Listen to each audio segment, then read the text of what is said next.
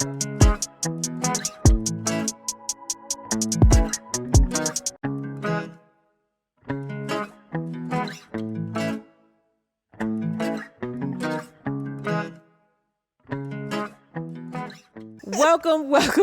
to the GameChangher podcast. It's your girl Nat and Nix. Yes. It's Wednesday. It's hump day. Yes. We have gone through Monday, we've gone through Tuesday, and now we are right in the middle of the week. I love the middle of the week.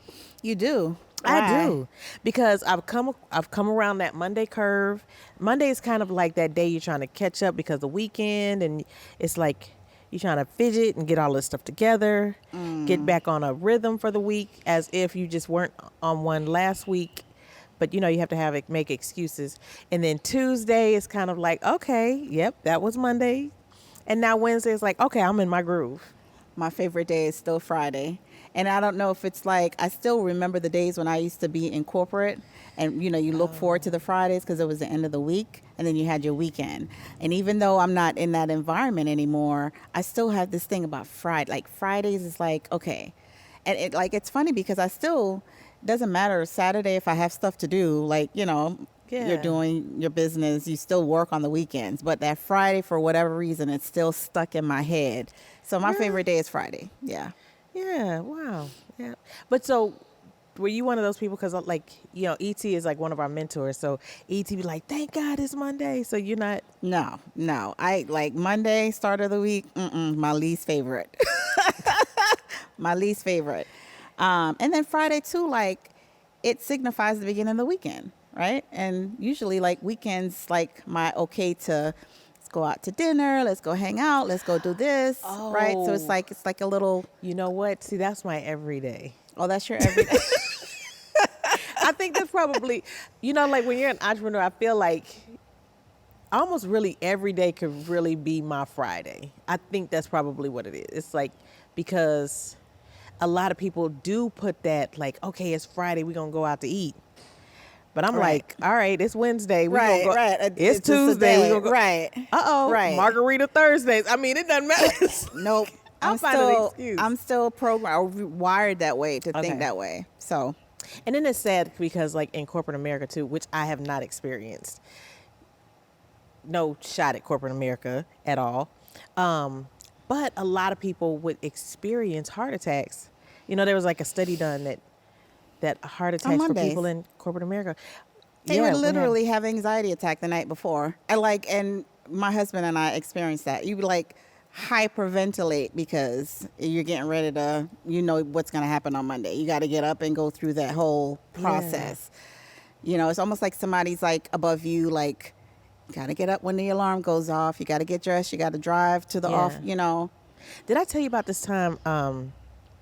I think I did share it before when I worked for 6 months. And that you broke out in hives? I did.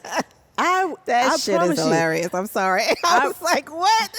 You're allergic. She said, I'm allergic to work. Yeah. Well, not work, but somebody else's clock. Yeah.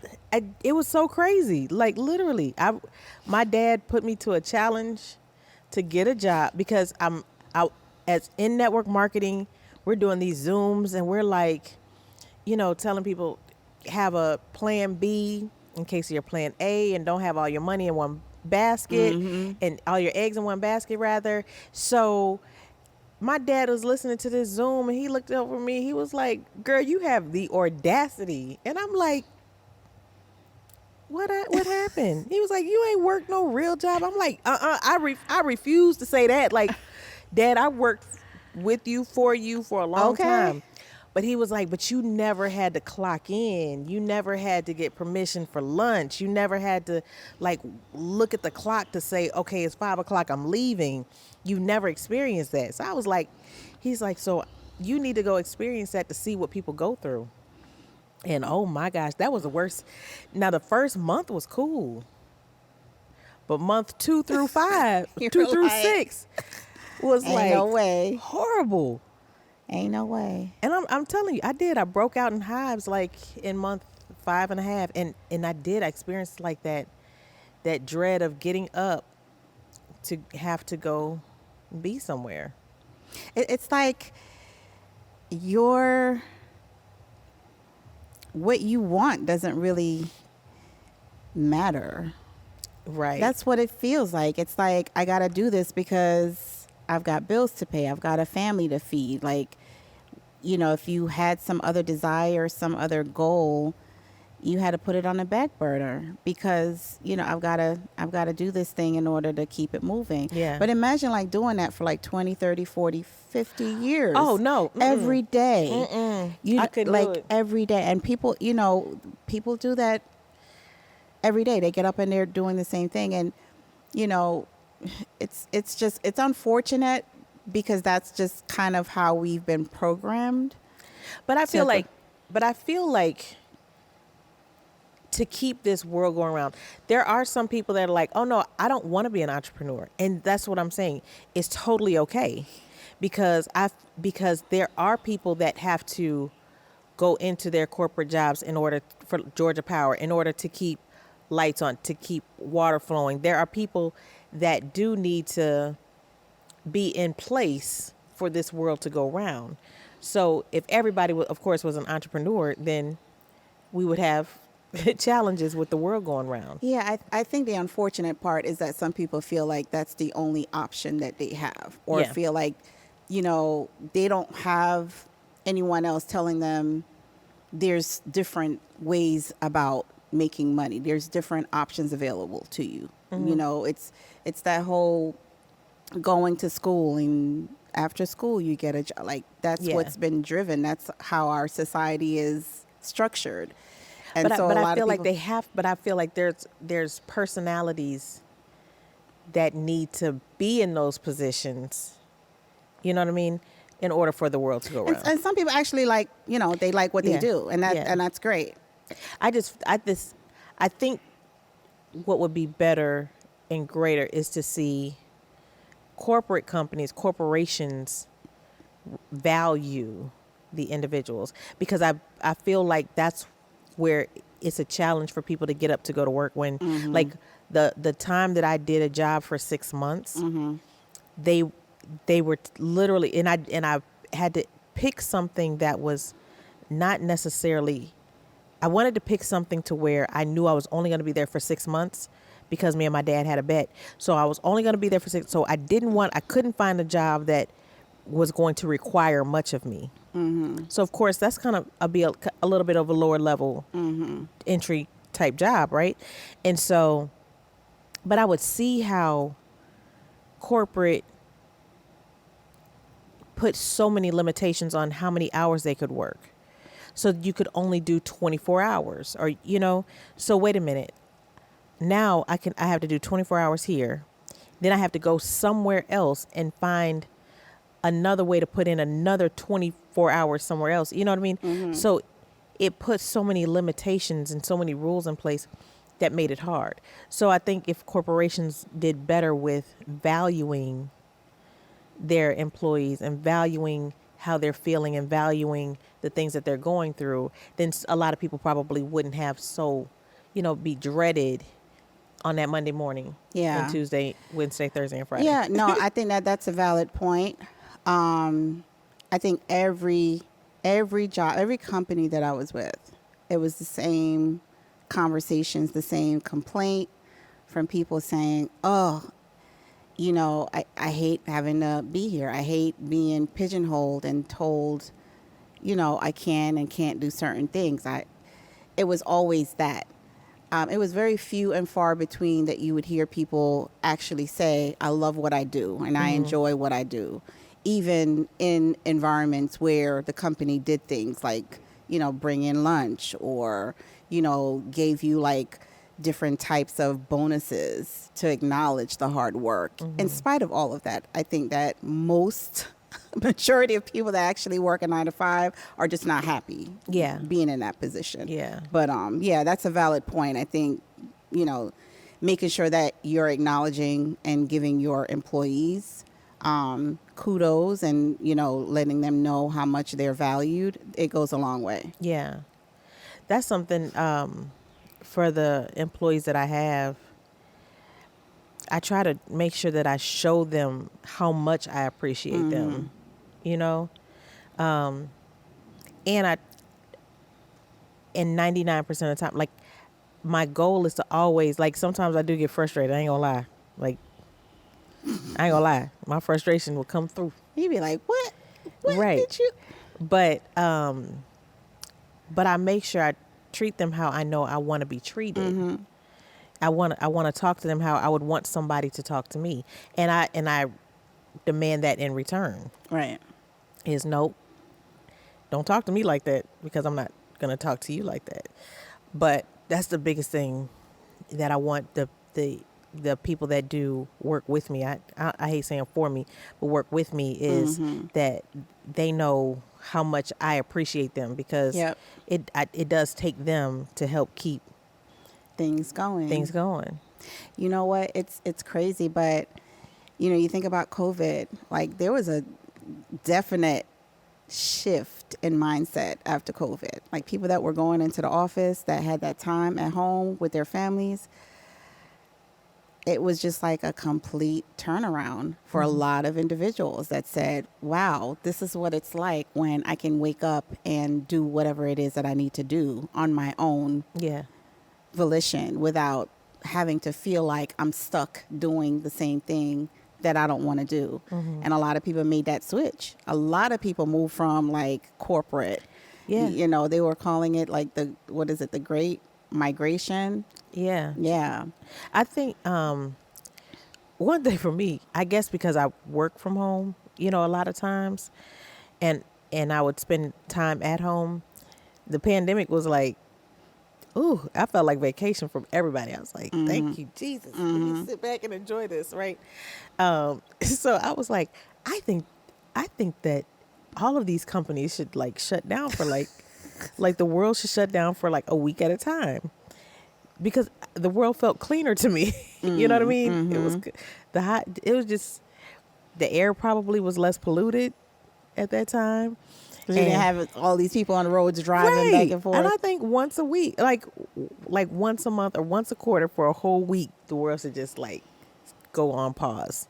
Yeah. I mean, we have opportunities, and I don't know if anything's, going to change anytime soon, but it would be nice if we kind of did like just a holistic look at how everything's structured and, the impact that it has on a lot of people in the United States, specifically mentally, right? And all the stress that people go through and just like not having the time to dedicate to family because you're needing to put time into work and travel and this, that, and the third. And like, why do we have 40-hour weekdays Yeah. or weeks? 40-hour work weeks. Work weeks. They said you about to give us all that time. Yeah, it's that's stuff that was put together years and years ago, and it's like it's never been changed. And so anyway, we've got opportunities, but I think we just kind of like went in a complete. We did. We just went there. Now, so Different- I want to ask you this. It's because we're talking about entrepreneurship, and so let's talk about marriage and entrepreneurship.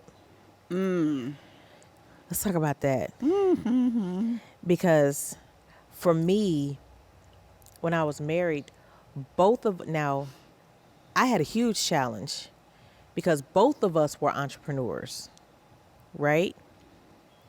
And then sometimes his entrepreneurship, like, and advice would merge all up into my lane. You know what I mean? And just get in my way. But let's talk about. What do you mean? Like, expand on that. Merge. Like, what is So, that? So what were you doing? What was he doing at that time? Your ex-husband. So I was always in the restaurant business since I've been here in Atlanta. So from 2001 to 2017, I was in the restaurant business here. And so, which it was up under like my father's vision from 1989. So our first restaurant started in 1989 Okay. in St. Louis. We decided to move here collectively as a family. And so I was learning. My father was teaching me the business. I was learning from him, understanding his vision. So there were things that he wanted to see happen. And I'm like respecting that, right? So what? Because I know you have siblings. Were they pulled into the family business, or was it just you? It was really just me. Okay. So my brother. So I have my brother and kind of like my adopted brother. Not my adopted brother was already in the restaurant industry, just kind of like in corporate food business. My brother worked for my father in St. Louis, like as a bartender. Okay. And then he started kind of doing his own thing. So I really kind of stuck in and stayed, to help see my dad's vision go through. So, but then as I was dating and going into marriage, then I would get like a lot of pressure from, I already knew what my dad's vision was, but then from my husband at the time, I would get his pressure for what he would be like, well, you should take the reins and you should do this, X, Y, Z. Okay. You should do karaoke nights. Well, no, my dad didn't want karaoke. We had live jazz or live So he was trying to entertainment. tell you how Yeah. your father's business should be ran. Yeah. And it was your father's business. Yeah. Like it was. And I'm like, nah, this is daddy's. You know what I'm saying? My name was on it. Okay. You know what I okay. mean? And my dad would tell me, he was like, I built this for you. So either, when I'm gone, either you can build it, sell it, stop it. It's up to you. But it was just always something that he wanted to do coming out of corporate America. When corporate America let him go, or that's what the first thing he did was he took his savings and went into the restaurant and lounge business. But it was just very hard because my husband had the opinion of what he would see successful other places. I'll tell you, some things that you see successful in other places is not going to work for you because you don't have all of the sauce. Just like there's several things that were successful for us that other people couldn't duplicate because we had the sauce. So how did you have those conversations with him? Like, did you They kind were of like, made nigga, it? let me tell you something. I'm not gonna tell you. I mean, it was just like a lot. And then, but Oh, so what you it were did, like, you were telling him like, nah, that's not gonna work. I was like, Or- no. He's like, I'm telling you, this is gonna work. And I'm like, it's not my place to change it. Like, this is what this is what my dad wants to do. But that caused us to fight a lot. And I'm like, why are we fighting over Right, this here. this? Because it was just a lot, like, because opinions were so heavy. So then when it's time for, like, when he has his company, now I was more of a seasoned entrepreneur than And he was new. and he was new. But I helped him open a club. And there were things in that, and I'm like, I don't think you should do that, right? That's me. And because and he was like, no, let me tell you something. This is what I want. I'm like, now you see what it's like when somebody wants to tap dance on your vision. You know what I'm saying? So it was just two entrepreneurs in one house with two different visions is very hard. Yeah. So how did you get through that? Oh, Or did you? with the judge. So you never did get. So No, we're was cool that now. the reason? No. Okay. I won't say it was a reason. No, it was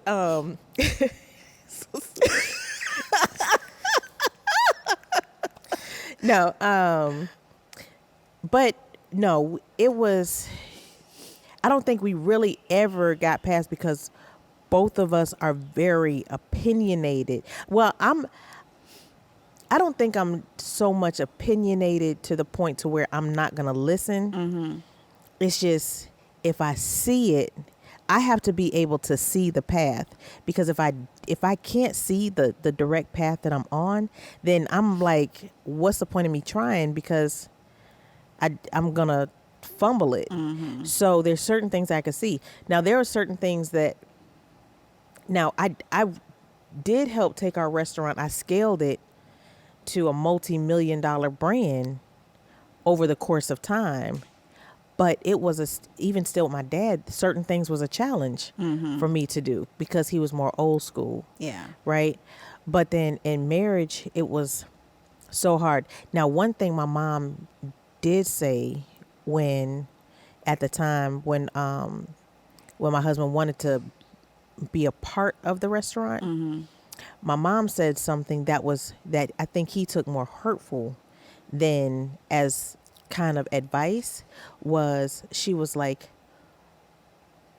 both of y'all eggs don't need to be in this basket. You see what I'm saying?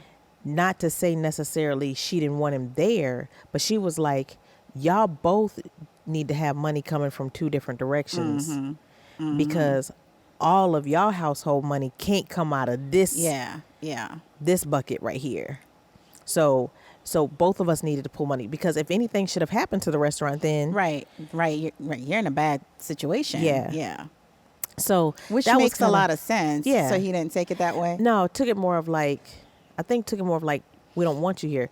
But even still, it was still a value add because there were times when, because I worked so much, like, and I had to have nannies and stuff for the kids, I missed a lot of time. So at least instead of me having to work so many late nights, trained him to be there, and work and clothes for me and stuff like that.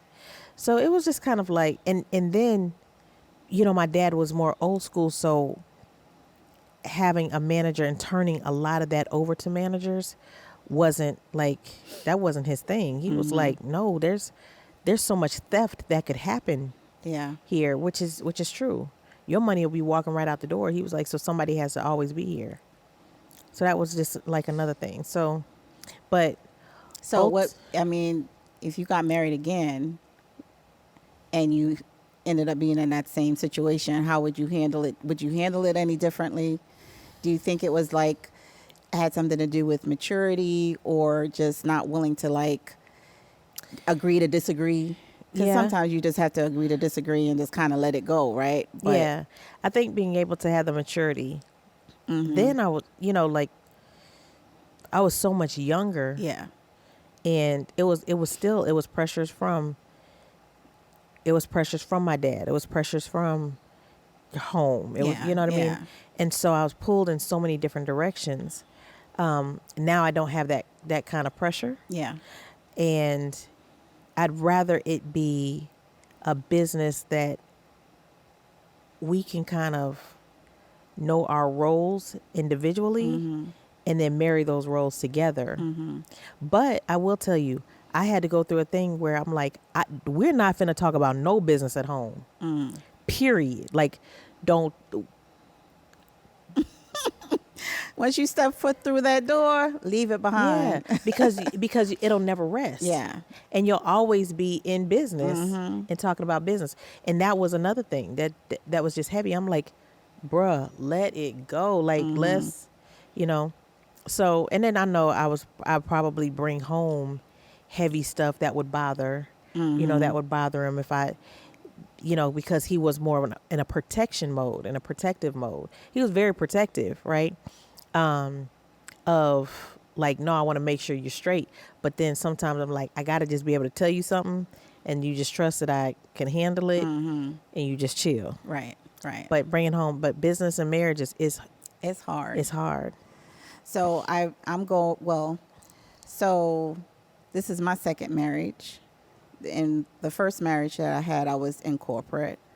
And so with my husband, I went through that transition from corporate, and he heard me like, I was like one of those people just, complaining all the time. I hated my job and I was just stressed out, and it was a lot. So anyway, when I made that transition, he kind of helped to support that decision by saying, we're actually in a really good time in our lives financially. So if there was going to be ever a time in which it could be done, now would be that time.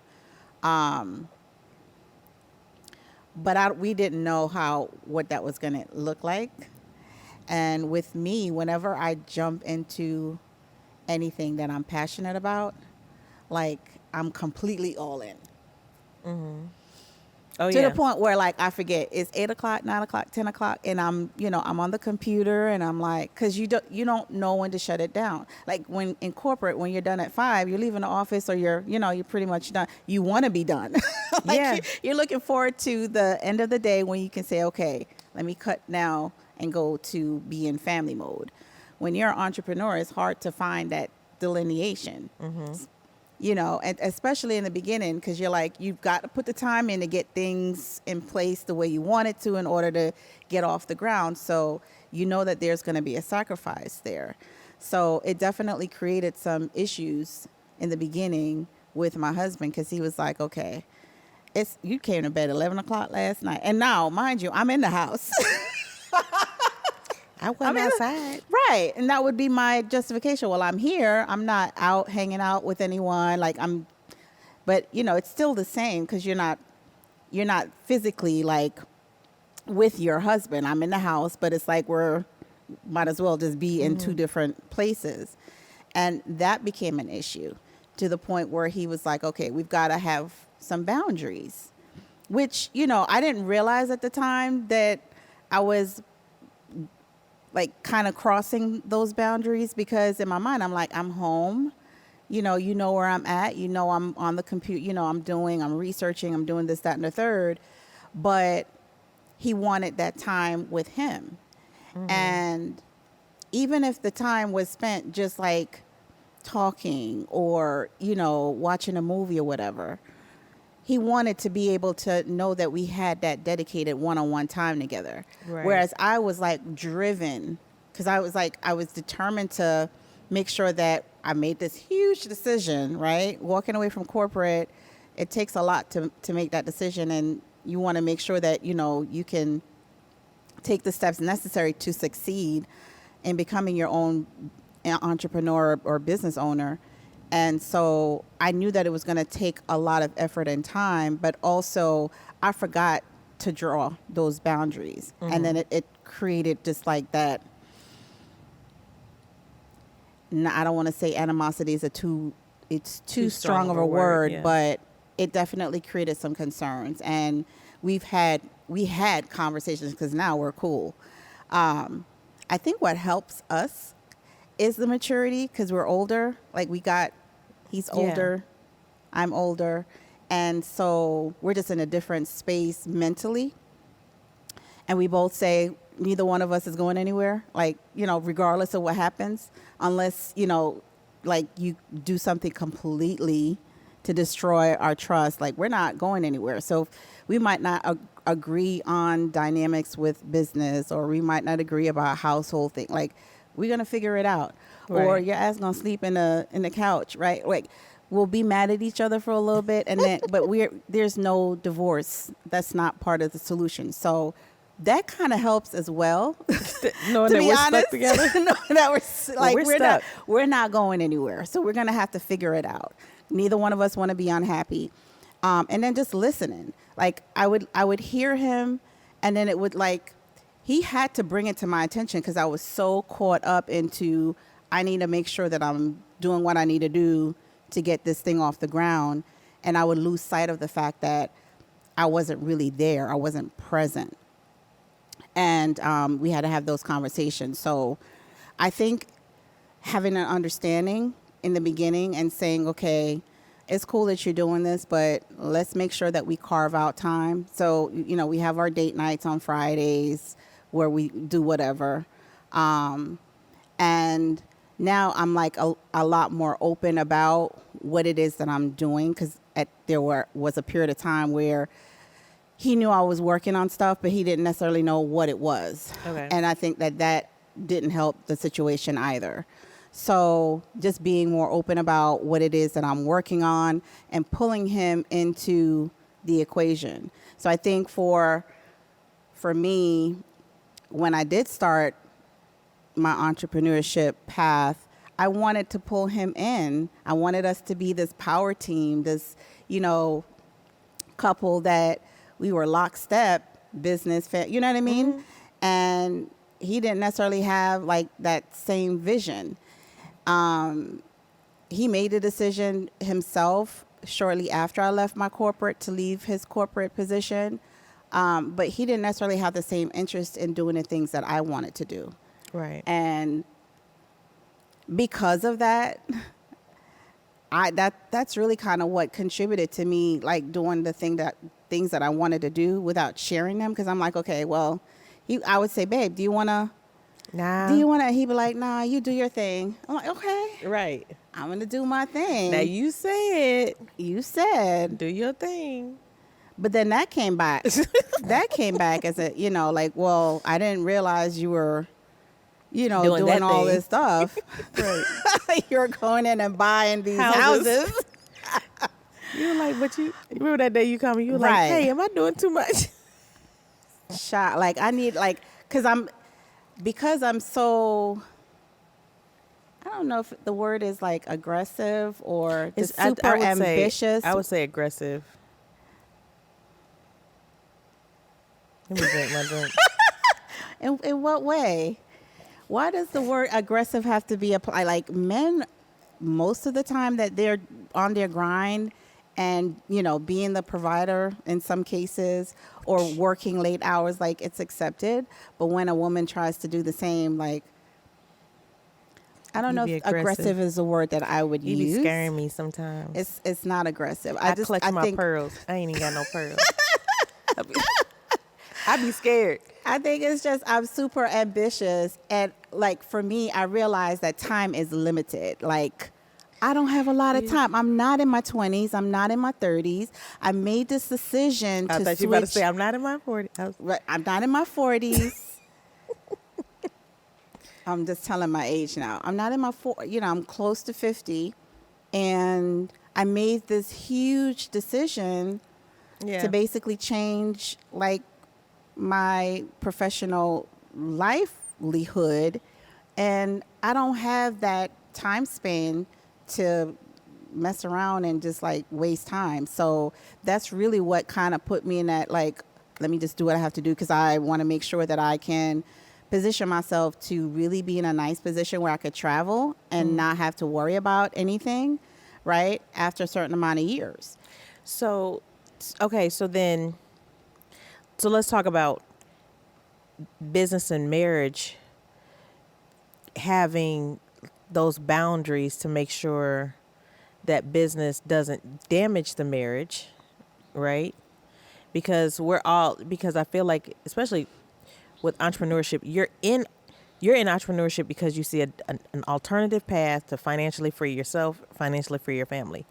But then there's people, your loved ones, that kind of can get stepped on in pursuit of. So to keep from, like, because, like, I've learned a lot because my marriage was damaged because of business, right? But there's some things that I wish I would have done, in turn, is having those boundaries, making sure that, like, when I came home, it was like, we can discuss the day, you know what I mean? But then not let that day linger because I already just spent 10 hours in that day. Mm-hmm. I don't want to spend another 3-4 hours discussing those 10 hours. Mm-hmm. So those are some things that I know I would do different, is kind of like tapping, like, here are some high points from that day. Mm-hmm. And, here are a couple of challenges, but letting that be a boundary. I think that what we didn't do that I would do is definitely set, like, a permanent date night, our day, to where it's no children, there's no distractions. It's like, let us be us, because there wasn't us when we met. There wasn't us when we started courting. Mm-hmm. It's like, let's kind of court, right? Mm-hmm. And making sure that there's clarity in finances, because as an entrepreneur, there's times where either A, my household had to go without because the business needed, or B, I had to pull money out of my household. So there were some times where I couldn't take money out of the business, or there's some times I had to pull money out of the house to put into the business. Mm-hmm. But then trying to find, have that open communication, with my spouse to say, this is a transparency of the business. And that's where we are. That's where we are now. Like, I had to go through that. I mean, we haven't been married long. It's been, we're actually coming up on our 3rd anniversary later in the Yes. month. So super happy about that.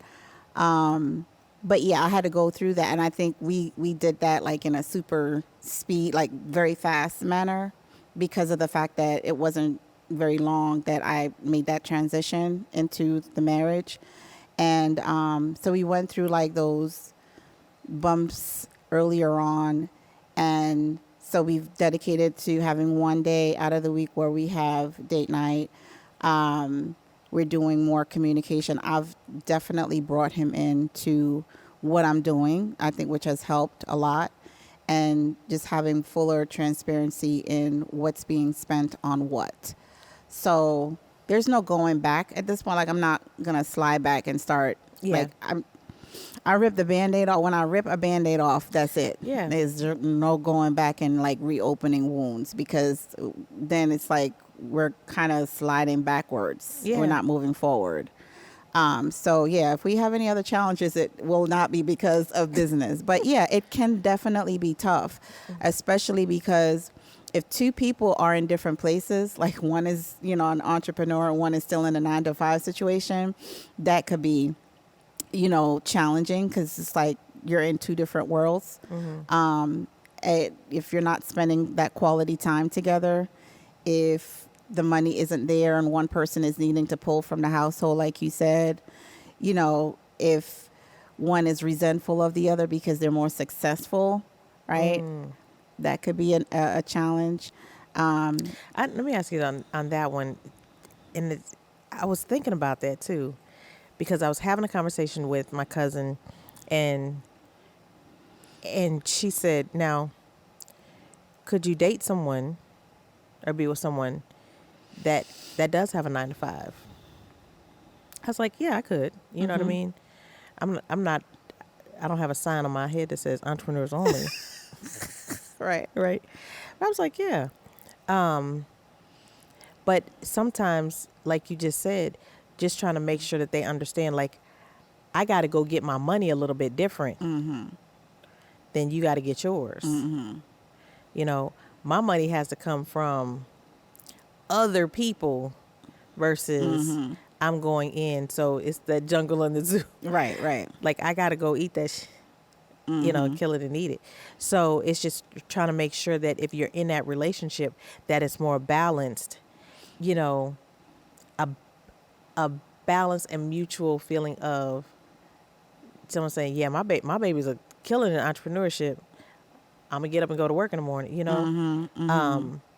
and just trying to make sure that you have the right spouse to do that, because it could be envious. You could see that one spouse is not having to get up in the morning. Yes. Or their schedule is a little bit different. Yes. I got to come home a little bit later.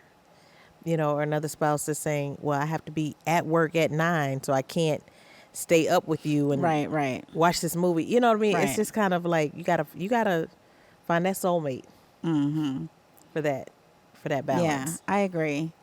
I do think that maturity plays a big part, because if you're when you're younger, you might not have that foresight. Like, you're Right. just so into like a different space mentally that it's hard to kind of like see those elements for what they are.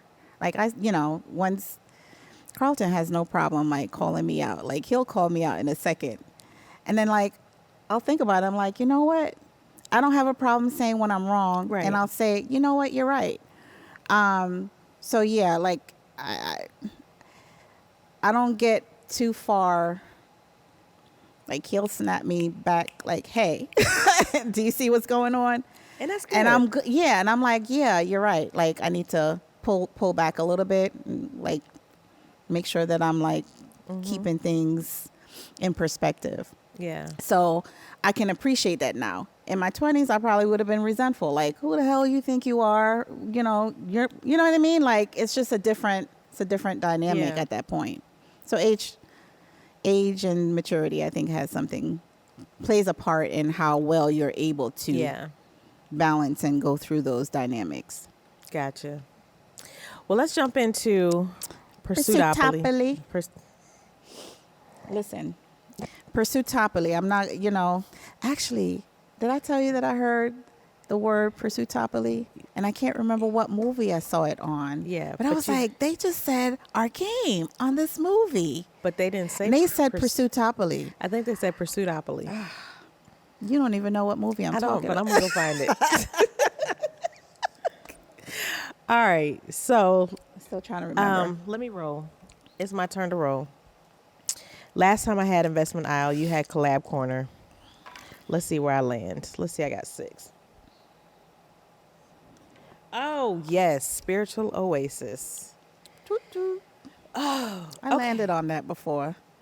You did? Yeah. Remember Yes. I told you about, and I've been doing the whole meditating, Yes. finding like a little quiet spot. It's been phenomenal.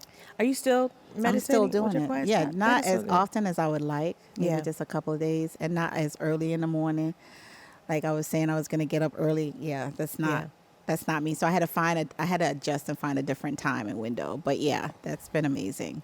I think and that's good, like especially in the morning. I think everybody should have. I have this script on my website for a power hour. And a power hour in the morning consists of being able to have that time of meditation, that time of a little bit of personal development. Like if you read a little bit, in that power hour, it should be time just kind of focusing and planning out what I need to do for the day and what my family is going to need for the day. And that power hour is so good. So I like that in that spiritual oasis. Yeah. But what I will focus on this week for my spiritual oasis is I really, I went through that 21-day Daniel fast a little while back because it was great for me, but because I always wanted to learn how to really fast, the true meaning of fast. But one thing that I want to focus on is really how to pray. And that's something that I'm looking into now is, I'll pray. Now I lay me down to sleep. I pray the Lord. So No, let me ask I don't you, do that, but when you say learn, so, because I think the other day we have our board meeting and Yeah, we pray start before with every a board meeting. prayer. Yes. And someone said, "Hey, Phoenix, you should pray." And I'm like, "Well, I'm not a good prayer. I'm just like when I think about praying, I'm like, I just feel like having a conversation is good enough. But I know Yeah. some people could make it into like this Yeah. whole thing, right? Why does it have to be this whole thing? Like, why do you Yeah. have to learn how to pray? Can you just? Okay, let me take the word learn back. I want to have effective prayer. What's effective prayer? I don't know, but I feel like that Me and you I talking, feel- can you not yeah. have that conversation? I do. I have conversation with God, but I feel like there are things in prayer that I want to know to call out. Like I remember somebody. Let's see. I was younger. It was. I think prayer was broken down to. Was it broken down in the word act, acknowledge, confess. What's the T? Testimony? I don't know. I'm just. It wasn't, but it was something. But it was just kind of just something simple. It's not like I need to go ahead and dive in for a full dissertation on prayer. But it's just kind of like going through that. Okay, acknowledging, confessing, and I need to remember what that T is. If somebody in the audience knows, out Yeah. there knows what that T is. Yeah. That's just me. I just Yeah. I want to communicate on another level with God, with Okay. me. Okay. And I think that's kind of the season I'm in. Okay. Yeah. I feel like, because I say that to myself, and then I realize like a prayer is just really a conversation. But yeah, no, I just, when I do pray, I just think it just comes out like I'm talking to Yeah. something like my father right next to me, or, Yeah. you know what I mean? Yeah. Because some people just are amazing at saying a prayer. Like they just do it and it just rolls off the tongue, and, they start talking in tongues. And I'm Yeah. like, I've never, like, I Yeah, it's just something. And like when I'm on a prayer call in the morning, my sister has an amazing prayer call.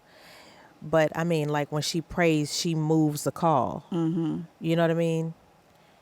I feel like when I pray, I be like, doo, doo, doo. Hey God, it's me again. Yeah. You know what I mean? Yeah. But not saying that I have to do that, but I just want a closer relationship, Yeah, and yeah. I feel like that will come in my prayer time. Yep. I Yep. gotcha.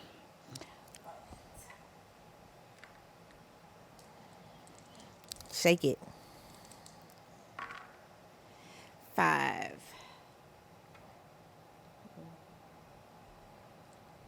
Financial district. Up your alley. Woo-hoo-hoo. Let's see. So I think what I'll focus on this week in terms of finances is I started a new quarter. So like at the end of the year, I really like look at my entire, like my financial situation. What do I have here? What do I have allocated here? What do we have in the household here? But I don't necessarily like kind of go back and really review it as often as I would like. So what I want to do is this week really just sit down and kind of figure out like where I haven't kept up with or kept under the budget that I allocated for myself. Like I have people reaching out to me, friends, asking, "Hey, you want to do this trip? You want?" Like I've allocated funds specifically for travel. And so like anything above and beyond that, it's like, yeah, no, I have a budget. I can't just, but I haven't like reviewed it. So I need to go back and kind of check to see like, where am I aligned with where I started at the beginning of the year in terms of like my financial goals. And it's something that I think we all should be doing on a regular basis, but I just didn't make the time for it. So I think I'll need to really pull that back out and say, okay, what's the situation with, all of these buckets and things that I projected for myself for the year. And I've changed some things, like some of the projects that I wanted to do, I haven't done, and I've added on new projects. So yeah, I think I need to go back in and just kind of tweak and fine tune and adjust some of the buckets and the budgeting that I've allocated for things. Okay. Yeah. And also kind of, I think, pull my son into that review as well. So I've been teaching him, like, whenever he gets any funds, whether it's birthday, Christmas, any kind of gifts monetarily, make sure that you're allocating some and putting it into an account. So he knows, he understands, he's in the habit of doing that now. And I think he loves like seeing his account grow. But there's like different levels to it, right? So when I talk to him about certain things that we're paying in a household, it's to bring him awareness that, it's great when you become an adult and you go out and you're on your own, but understand like there's so much more to being on your own, and you want to make sure you're in position to be able to cover yourself financially. So I definitely want to pull him into that review so that he can see like, okay, this is how it's done. And of course, he can follow his own path when he's ready to be on his own. But he's just getting to that age, and he's getting closer and closer to the time where, he's going to say, Mom, I'm going out. I'm going to be on my own. I want to make sure that he understands like what he should be really focused on. 'Cause, finances can, when it goes out of whack and you just don't know where the money is going, and there's a slow leak in the boat somewhere, and that could become a bigger hole later on. Like you want to make sure you can kind of stay on top of it. So I'm going to pull him into that review as well. So I'll let you know. Yeah. How that goes. Pull mine in too. Me and mine. We all need to be in that financial review. I have my kids on that Cash App account. You have like a Cash App like family account. And so I keep wanting to take them to the bank so that they can get their checking accounts and savings accounts, but we keep missing the bank. And so I can see their Cash App account from my Cash App, and I can see their little save. So it has like Cash App savings. Okay. So I told them every time I send them money, they have to put 10% so into their savings. Girl, I be seeing that little 10% like dwindle, like that little savings. And I'm like, where'd y'all money What are go? you doing? She was like, I had to buy some brownie. And I'm like, no, trying to get them to really understand. But at least I'm taking steps that I didn't grow up with. Because both of my parents in the 80s and 90s in the 80s specifically, made six figures. Both of them made six figures. That's good. And that was great. Like, but they did not teach me nothing about here. a checkbook. I just thought that the money literally grew on trees. Like, I was like, can I have and can we? Right. Yep. I thought that's what would happen. So now I'm just trying to get them to understand. They were like, well, you mention money often. And I'm like, because I need y'all to understand that money is right up there with oxygen. And so you need to have it to live, but then you have to be good stewards of it. And I'm an example of my past of not being a good steward of it. Because it just money comes to me easily.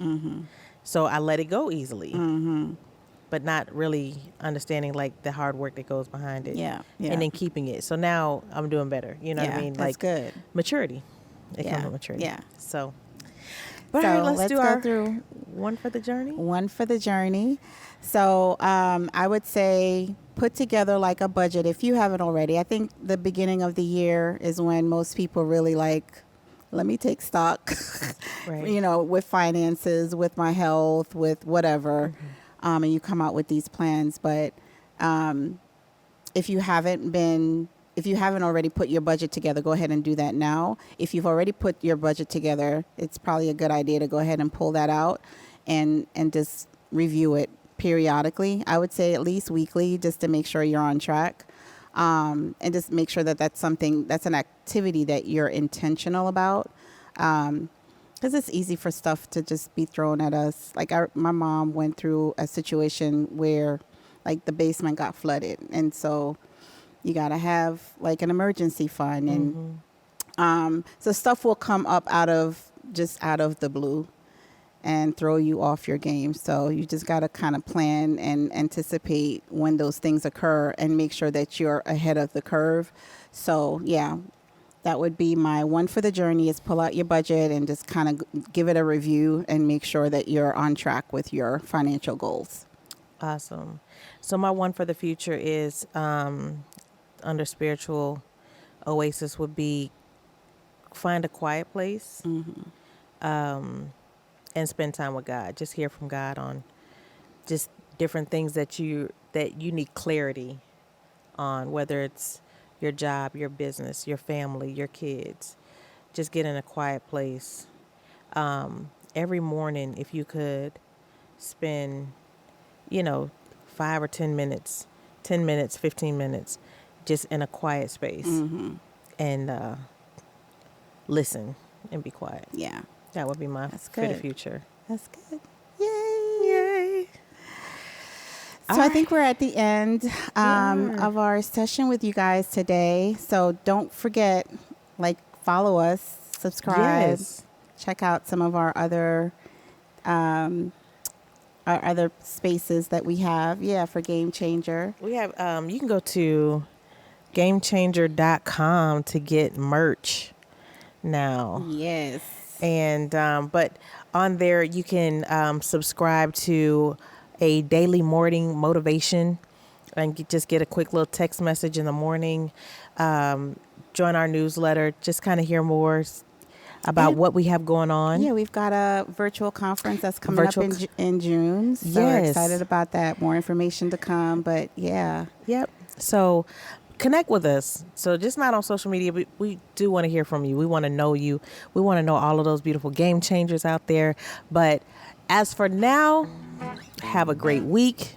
It's Wednesday. It's hump day. Go knock out Thursday and Friday. Have an amazing weekend. And we'll see you all next week.